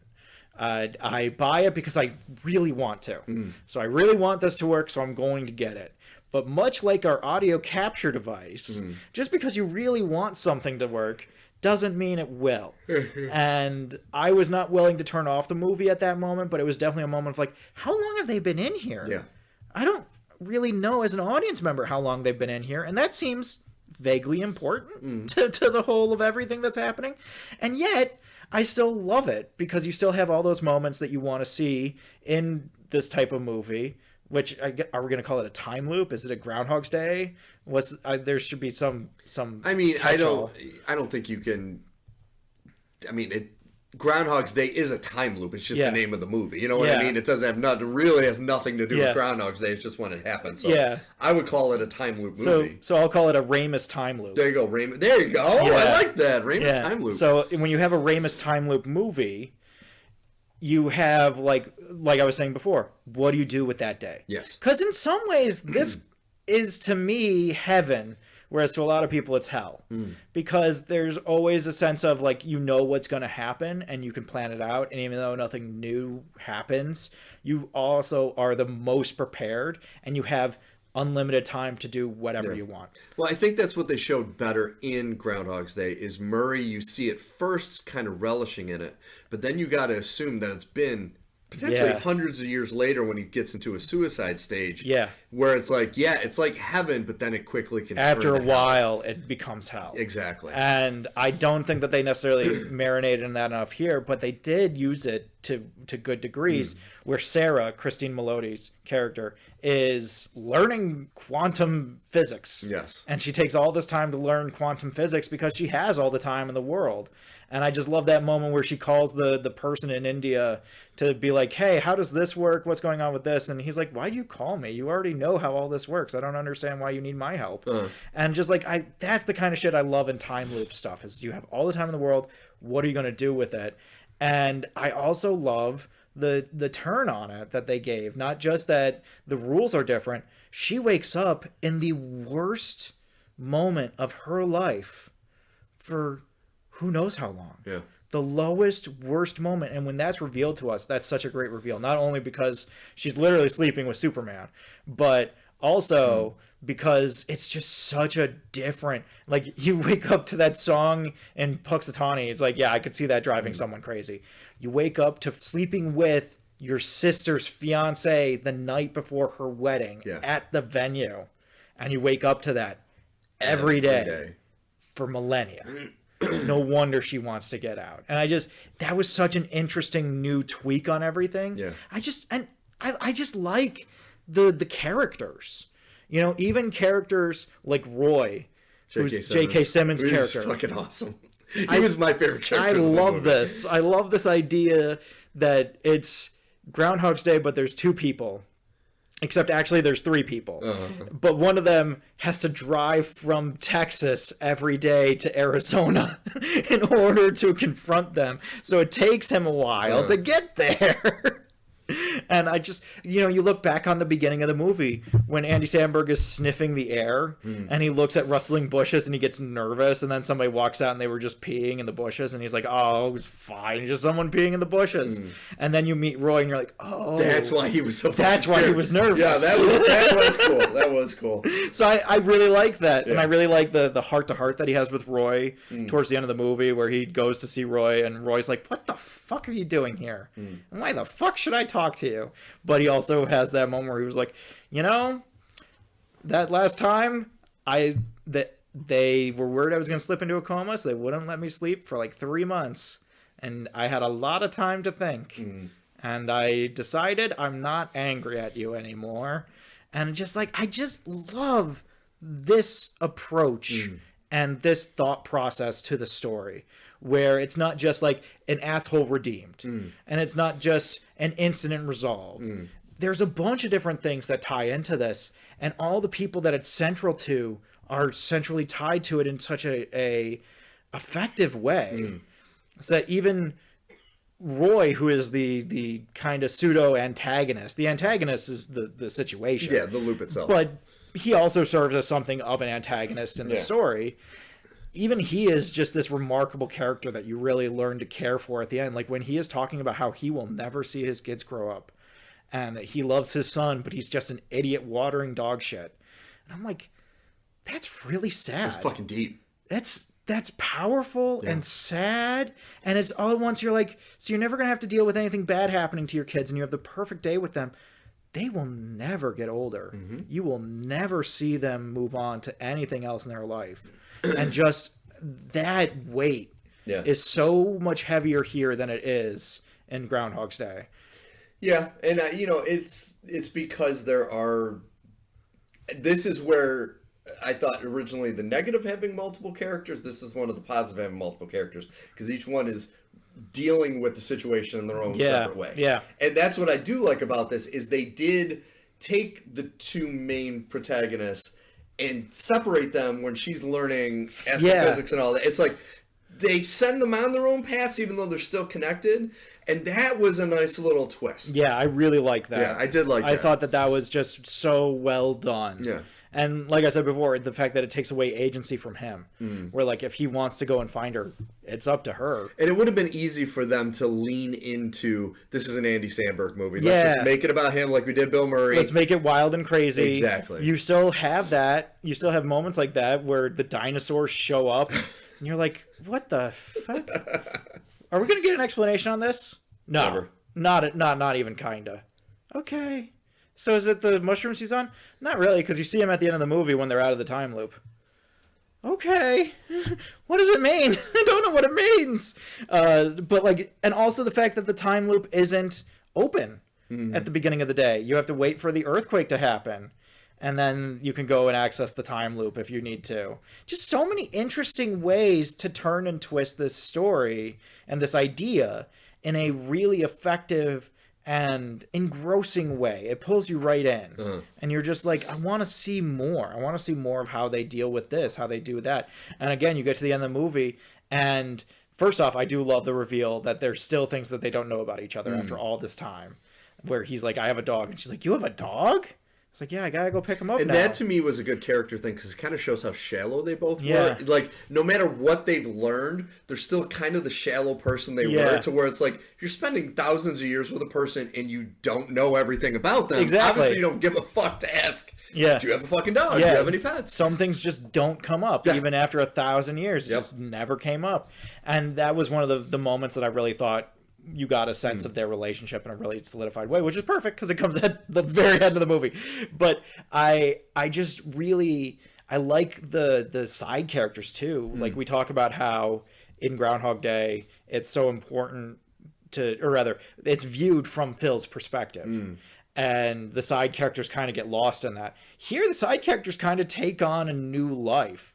Where we have like the parents and the bride and the groom. Let's just call him Superman. We got to keep. He is Superman. He is Superman. And then you have like the weird cousin that gets uncomfortable around people, and the girlfriend that Andy Samberg wakes up with every morning, and just like these characters that are the weird officiant who's carrying drugs. I love that moment where when we first see the backstory of Roy and Niles really getting into their initial moment of conflict. It's because Roy tells Niles, like, hey, the officiant in that stupid outfit, he has an ounce of coke in his suit pocket if you go up and get it. And Andy Samberg's like, fuck it, yeah, let's go. Let's fucking party. I really love the style and look of this movie. And I think it also counters Groundhog Day very well in that it takes place in a fucking desert. So you have ice and snow over here and a fucking desert over here. And it's a nice little movie, and I don't get to say that often these days. It's one that I think I do like a lot of parts of it. I didn't like it as much as you, but I think I need to watch it one or two more times. Because I remember the first time I saw Groundhog Day, I thought it was good. I didn't really appreciate, like, I watched it as a Bill Murray movie. I didn't watch it as what's going on in the story. When I went into this, I kind of watched it as an Andy Samberg movie, and then I was surprised by J.K. Simmons. I was surprised by everything that went on. I think I need to see it again before I can give it a legit grade, because right now I'd be in that B to B minus. It's one of those ones that it's tough because it's only on Hulu. Yeah, I know. This is the thing about Hulu, because my beloved Prey is trapped on Hulu. No, you can buy a Blu-ray of it, but it's like $65 for a 4K Blu-ray. That's what I'm saying, is that you can't really, like, you Same can. with The Legend of Vox Machina, it's locked on Amazon Prime. They, like, I would buy a Blu-ray of that. I would buy it on digital. I would buy it for full price on digital. But you locked it. Like the fucking Disney Vault. I'm waiting for Disney to do this in a way where they're going to stop manufacturing. Lock all their bullshit away. Well, they're going to stop manufacturing DVDs at some point. They're just gonna stop making it, and it's gonna be like, if you want to see it, you either have to see it in theaters or you have to get Disney Plus, and those are your options. To be honest, that's kind of why I've been really amping up my 4K Blu-ray collection, because of that thought. It's like there's gonna be a time where they're not gonna have physical media anymore. No, it's like fuck. It's going to be kind of a gimmicky thing. It's going to be a movie that involves DVDs, and so they actually printed DVDs. Can you believe they printed DVDs for this movie? Like, if they switch to a new format, and now that the compact media discs, cartridges for like the Switch, and more systems where they'll be able to compress things and make it look great. Like, if you sell little cartridges or something, do something. This is my thing, is that I need a physical media. I always go back to what happens when Spectrum goes out. I have this amazing voodoo. What happens when Spectrum goes out? I still have power. I can still use everything. I just don't have internet. And now what am I going to do? Well, I guess you're going to have to rely on one of the many Blu-rays you do have. That's why I'm happy I still have 2,000 physical discs in my house. Yeah, you have Blu-rays like I have pop figures. I have the majority of the things I have are DVDs. But between Blu-rays and 4Ks, I got to be in like the 400 to 500. I mean, I see Blu-ray and DVD as Betamax and VHS. You can say VHS and have it mean Betamax. You can say Betamax and have it mean VHS. See, I thought that way until I saw the Blu-ray, like Lord of the Rings. And I was like, fuck. And then I saw the 4K. I'm using Lord of the Rings as my... I don't know if you ever heard of this, but when they kept changing ways to get music from 8-track to compact to tape to compact disc and all that. That's why Dark Side of the Moon kept being in the top 200 of sales because people would buy Dark Side of the Moon by Pink Floyd and that's how I am with Lord of the Rings. So like I originally got it on DVD and then I got a Blu-ray, but then when I got the 4K, the difference is fucking noticeable. Like you're like, holy shit, but they did it properly. Yeah. And so there are some 4K, like I just ordered The Abyss and True Lies, which are never went to Blu-ray. I gotta see True Lies. I've never seen True Lies. You never seen True Lies? I've never seen True Lies. I will let you borrow it. I was gonna buy it on Vudu, but it was $10, and I was like, I can probably find this somewhere to watch. I'm having the Blu-ray coming in 2 weeks, and it'll have the digital download, so I'll put it into my collection. Yeah. Wait till you see it. It's fucking awesome. I'm excited. It's one of my favorite James Cameron movies. I'm excited. It's so fucking good. Because I have weird mixed feelings about James Cameron.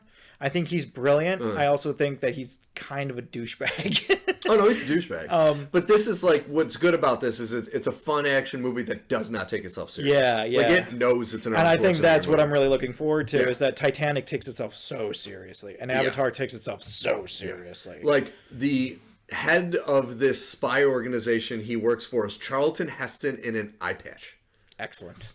It's like, come on. As soon as I saw him, I was like, this doesn't give a fuck about him. Marvelous. Yeah, and it's the only thing I can honestly say that I love Tom Arnold. Yeah. So there you go. That's a hard sell. We were talking about Chris Elliott. Tom Arnold is a hard sell. You'll watch this and be like, okay, this is the only thing I've ever liked him in. You will literally say that. Tom Arnold will always be known in my mind for an episode of The Simpsons, Treehouse of Horrors, where they have to send all the smart people off Earth because Y2K happens and the robots are eating everybody.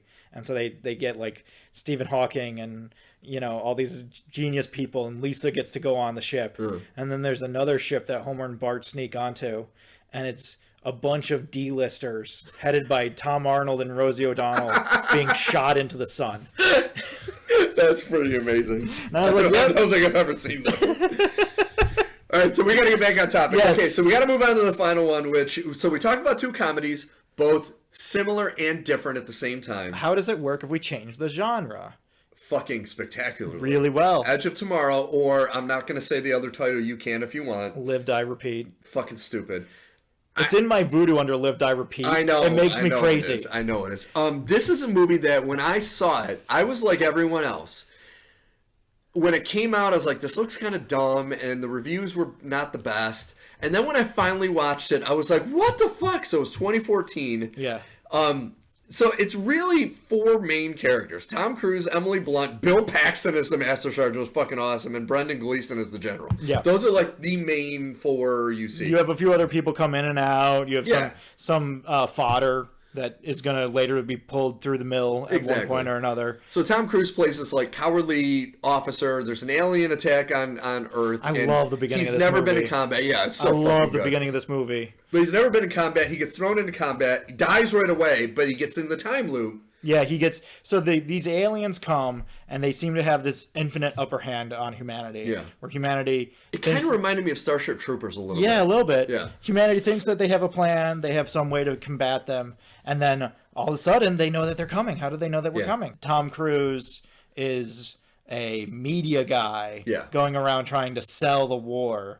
To be like, we got to bring as many young people in as we can to fight these aliens. It's gonna be bad, and we have these new mech suits, and these mech suits are cool and make it so you can do anything. And we will get there. I have weird feelings about the mech suits because I love them, and then I'm like, wait a minute, and then I'm like, wait, I think I do love them. It kind of reminds me. Did you ever see The Running Man with Arnold Schwarzenegger? Yes. Remember when Jesse Ventura, they're ready to put him in, and he comes in with that armor on. He goes, I'm not wearing this shit. It kind of reminded me of that first because I'm like, is that real? Yeah. Did they just cobble that together? But you're right. It kind of grows on you. It grows on you as you're watching it, especially so when you first see it in action, even the people that purport to have worn it a lot look like they're moving in quicksand. Yes. Like they don't seem to know what they're doing. But then as we progress through the story, you get to see Tom Cruise and Emily Blunt kind of show what it looks like when someone knows what they're doing and they're wearing one of these. And that's the moment I'm like, okay, I like this. And then I look back at the beginning, I'm like, I kind of like it too, that nobody knows how to use them, because it's purported to be this super easy fundamental thing that anybody can climb in and just use on day one. And nobody looks comfortable in it. And it all looks sloppy and slow. And it is a good analogy showing humanity with new technology, where at first we're like, I don't fucking know. Yeah. And I just love because like I also love exoskeletons. They're not used enough. And this is a really great use of them. Every time I think of exoskeletons, I think about fucking G.I. Joe Rise of Cobra, and I want to bang my head against the table. Those stunt suits. Oh, they were so fucking stupid.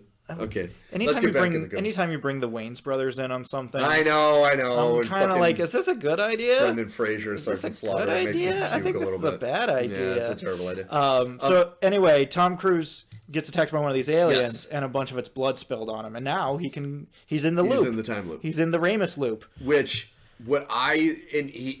He gravitates toward the literal poster child for the military, which is Emily Blunt, who is so badass in this fucking movie. Yeah.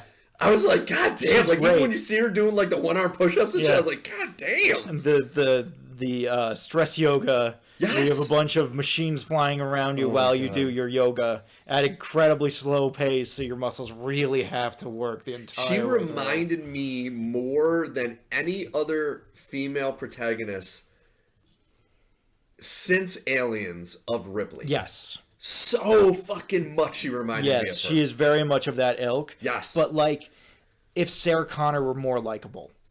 Because she's still T2 Sarah Connor. She's still harder. Yeah, not T1 Sarah Connor, but she's still harder edged than someone like Ripley in a lot of situations. Because she just has this like, oh, it didn't work, I'm gonna kill you right now, because that's how you reset the day.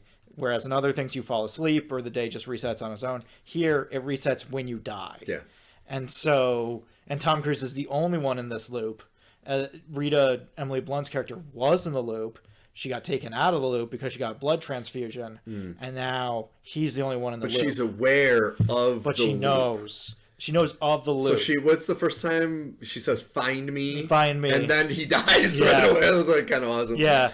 No, but like that's what's cool is that because it's an action movie, this was one of the movies, we were talking about bad video game movies. Yes. This is one of the first movies where I was like, this is a video game. It really fucking is. This is a fucking video game. So fucking is. And it's so cool after you get into that zone where especially you have the moment where Tom Cruise is storming the beach and he gets blindsided by something. And he's like, damn it, 4 steps.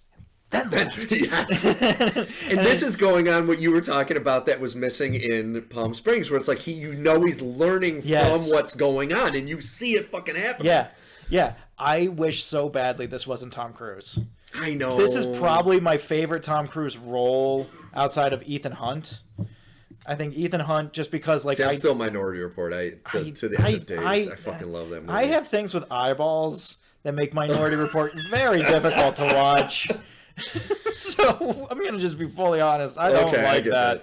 But I like him here. I just wish it was literally any other actor. And that's sad. It's gotten to the point where it's like, fuck Tom Cruise. Yeah. Well, and that's what's interesting about this is that they use that against type, because you have Tom Cruise play this at first. Yes. He plays this coward. Yep. And it's so against Tom Cruise type. So when he shows up and you're like, ugh, Tom Cruise.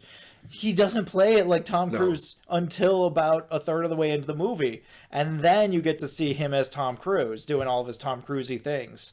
But like in the initial, you're like, this guy's gonna fucking die. Yeah. This guy's gonna fucking die.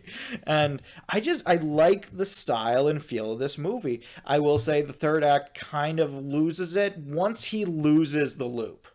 Once he's kicked out of the loop, that's the moment I think the movie kind of takes a step back, because it's that idea of how does the loop affect someone when faced with X?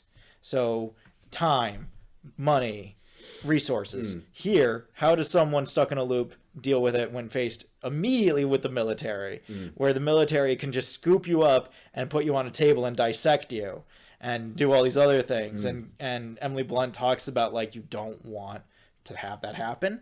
It's really bad, and I had it happen, and I cannot stress enough, do not recommend. Don't do it. So when he does get in an accident and they do the blood transfusion and he's out of the loop, that's the moment, because now we're relying on these, these GIs that they're working with, the 7th Squad or whatever. And I don't like any of them.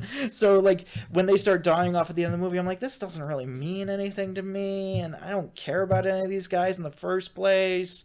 And now we're relying on them and Emily Blunt and Tom Cruise to get us through, but that it's kind of diminished as a result of having all of these, you know, fodder pieces that you know are just going to get fed into the shredder at some point. And it's not bad, but it definitely felt the most like an action movie, like a generic action movie. It stopped feeling like its own movie, and it started feeling like a generic action movie. And it kind of took a step back for me at that point. The ending is fine. I don't necessarily have an issue with the happy ending. I just also kind of look at it logically. I mean, there's a few moments like that. Whereas in other things, you know, when you're watching Palm Springs and certain things happen, you kind of just roll with it because those certain things are like, yeah, this person's going to be at this bar. This person's going to be at this bar, and they're going to be sitting in this booth, and if you go here at this time, they will be there. Okay. This is like Tom Cruise has to know which car to have Emily Blunt steal and when to stop so they don't get in an accident. And after a while, because it's like 2 hours of these kinds of little tiny events, you just feel a little strung along. I remember the moment where they get the van was the first moment in the movie where I was like, what's going on? Because you get, they start rushing that time jumpism. The Ramis loop starts accelerating to this point where we aren't even sure scene to scene whether this is the same run or is this a new run? How many different runs has this been? And it kind of throws you off after a while of like, where are we? When are we? What day is it? What's going on? And like, I guess that kind of feeds into the character's point of view too, of just everything kind of just starts muddying together. But as an audience, you're just kind of thrown off by it to the point where you're like, I don't understand what's happening because he said this and then nothing happened as a consequence. He said, make sure you take the trailer off the van, and then nothing happens because they don't take the trailer off the van. Why was that so important? Why did we have to have a whole conversation about it? It clearly killed them at some point, so why doesn't it kill them here? And, you know, the whole thing with the helicopter, is the helicopter fueled up? We got to just wait as long as possible to get into the helicopter. Their romance in general, I felt, was, of the three romances, it is by far the least necessary. That's a good way to describe it. You just don't buy it. It doesn't fit with the loop. No. And it's like you're taking... And by having the romance, you're taking away, I think, some of the gravitas of Emily Blunt's character because she is the strong... It's not that she's a woman. She's a strong human that can kick ass. Yeah. But when you make her Tom Cruise's love interest, then you're like... Well, now it becomes like he doesn't want to do certain things because he doesn't want her to die. And, and it's just like, first off, she shows no reciprocation for any of these feelings that you might have. Second off, I don't believe you have these feelings. Yeah. I think you have these feelings because it's one person who actually knows what you're going through, and so you're manifesting that as love. But like a teenage boy, like some kind of Romeo, I'm just going to sit here and be like, you've known her for like, not literally, but like, I don't buy this romance. I don't know if it's the Tom Cruise, Emily Blunt side of it, because I had that issue with Jungle Cruise. Well, here's the thing with... I'm wondering if it's because of Tom Cruise's relationship with the writer, Christopher McQuarrie, because I didn't realize he's written 8 movies for Cruise. He does a lot of the Mission Impossible movies. He had written Valkyrie and Jack Reacher for him. And then it was this, and then Mission Impossible, The Mummy, Mission Impossible again, Top Gun Maverick, and then the last Mission Impossible. Yeah. But it's like, is this one of those things where Tom Cruise is like, okay, we need to take that alpha and rotate it onto me off of her, and the best way to do it is to have a love. She needs to be subservient to me as my love interest. So that's what I'm wondering, if that's what caused this, is him getting in the writer's room and saying... It's definitely the thing in the story that doesn't make any fucking sense. No. There shouldn't be a love interest here. This has nothing to do with love. And the idea that he would turn into this sick puppy dog lover is just like, I don't get it. It doesn't fit with his character. It does take away from the theme you get from the early part of the movie, which is, you know, not every movie, TV, book has to have fucking love interest. Like, you can have men and women, they don't have to make nookie. Yes. No, exactly. Just have them be living in the same world together and fighting aliens and shit. Exactly. This is something that we've been arguing for as an audience since I was a kid. is just this idea of like, there doesn't always have to be a love interest. No. This isn't the 1940s. Nope. We don't have to have some, I'm always reminded of the original Mummy, where you have these two kids fall in love for no fucking reason. Yeah. That has nothing to do with anything. They don't have any chemistry. They don't have any moments together that you're like, oh, these two are cute together. Nothing. They just fall in love because some studio head said, we need a romance in this movie to attract women.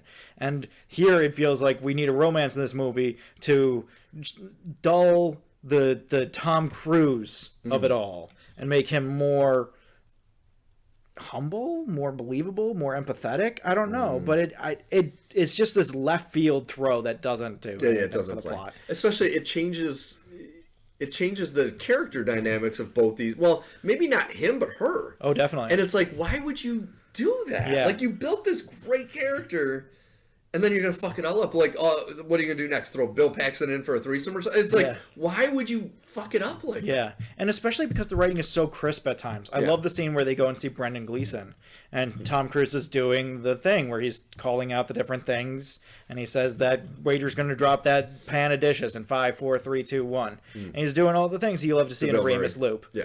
And I'm just sitting here like, man, I wish this was anybody but Tom Cruise, because this would be pulled off so much better as he's pulling it off. I mean, Tom Cruise is not an uncharismatic person, but similar to Bill Murray, it's this charisma kind of against your will, where you're kind of like, I guess he's cool. I don't want to think that he's cool, but I mean, I guess he's cool. I had a thought when I watched this, and I'm going to steal one of your ideas from earlier, and by idea I mean person.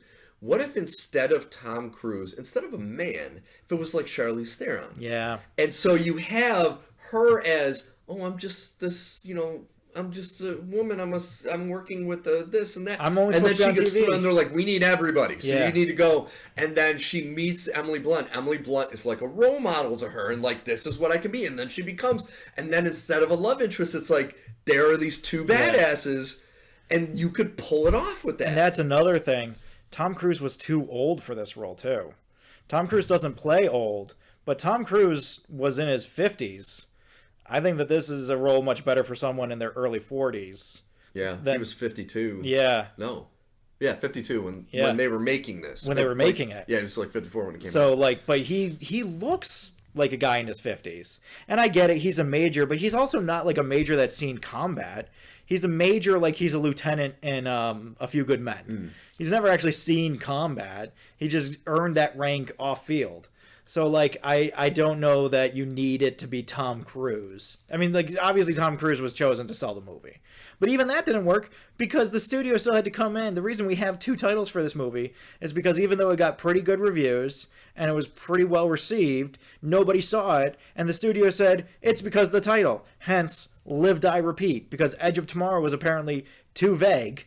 And so studio said, you know what? Let's just call it Live, Die, Repeat. I didn't realize this. One of the executive producers was Steven Mnuchin, the guy that ran the Fed for Donald Trump and his administration. Oh my God. I can't believe sucks. I'm looking through the executive producers. I wish I didn't know that. Oh, that's fucking funny. Oh, that's goddamn funny. Old fish. Of all the people to see as the fucking executive producer. Jesus Christ. But he was working for Goldman Sachs, so I'm wondering if that's just where they got their funding through. Probably. That's probably just where it was. It sounds like we didn't like this movie, but we did like the movie. I like this movie a lot. Liked it a lot. I like this movie a lot. The pacing and style of this movie is so good, and the look of it is just so good. There's just a few things that I would tweak to make it better. I like your idea of having a Charlize Theron, or even like, hell, I would take a Kristen Stewart but here's over the thing. Tom It was Cruise. written and directed by men. They would have them do a lesbian scene. So it's it's fuck, especially in 2014. Well, look at Atomic Blonde. Atomic Blonde still has a whole love interest. Yeah, that's true. With a lesbian love interest who she meets in East Germany while on mission. So yeah, it's like, fuck. Yeah.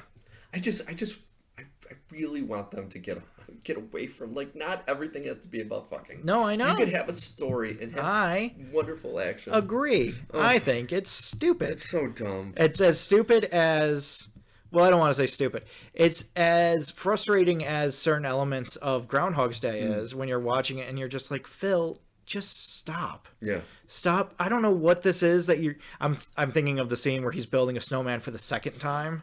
that we see. Who knows how many times he's built that snowman. But it's the second time he's building the snowman with Rita. And the kids come over and start doing a snowball fight. And he's just forcing every moment to happen in the hopes that he can get Rita into bed. And that is kind of the studio with this movie. Is we're just going to force everything through instead of just letting what happened happen. And just letting it be on its own. We're going to try and force all these things to happen and make it happen. And it just doesn't work. So, but I love the movie. No, I love the movie. It's a great movie. Especially like you were saying, the first 2 acts are awesome. They're so good. They're so fucking good. good. Love the little things. The scene that we get where he has failed numerous times at this point, and he gives up. He goes and he gets a beer in London.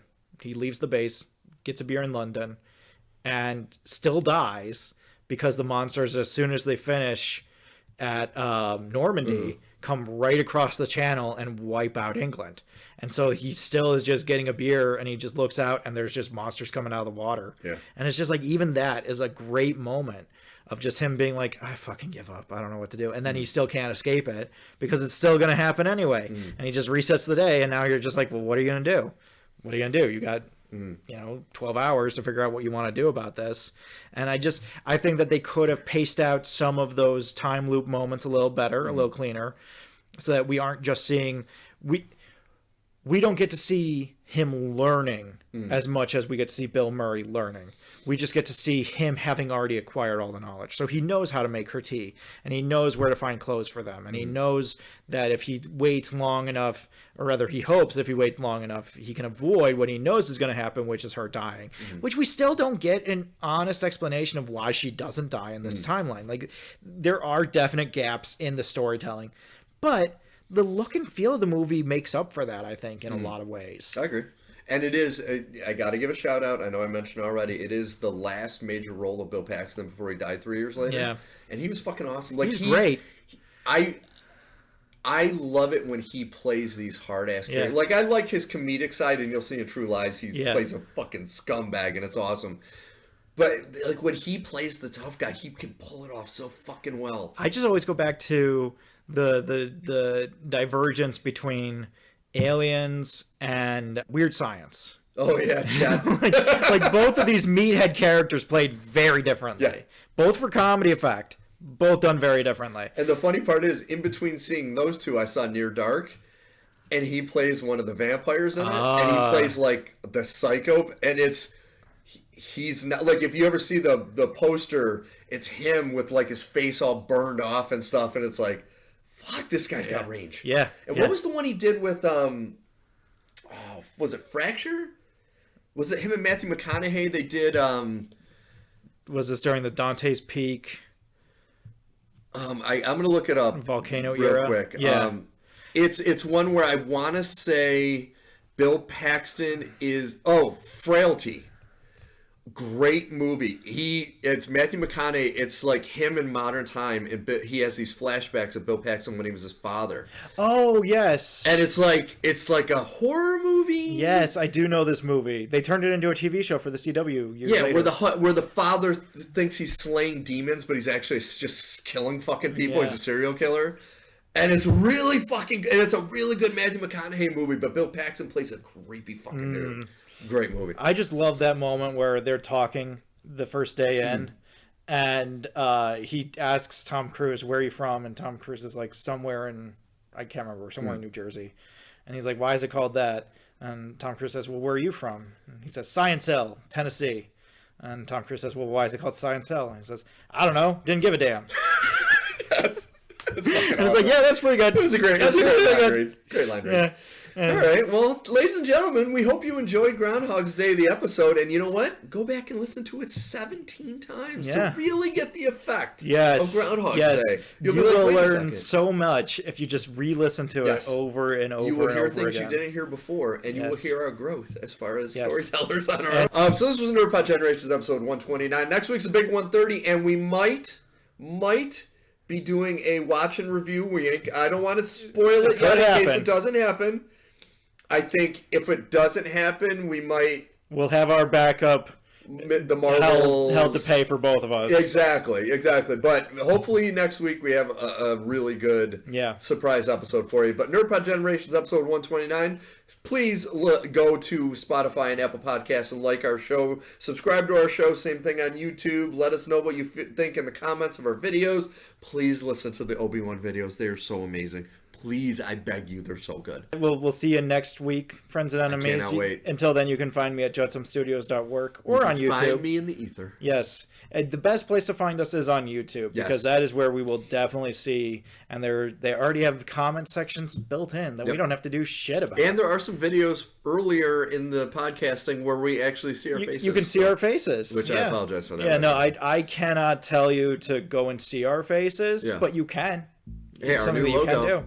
The new logo is real good. That's fucking awesome. New logo, man. Speaking of, new logo was by Kortney Howelll. She's amazing. And our theme is by Brendan Williams and James Connelly. And until next week, friends and enemies, we'll see you again soon. Peace. Possibly with lots of anger in our hearts. Oh, God. We're going to see. We'll see.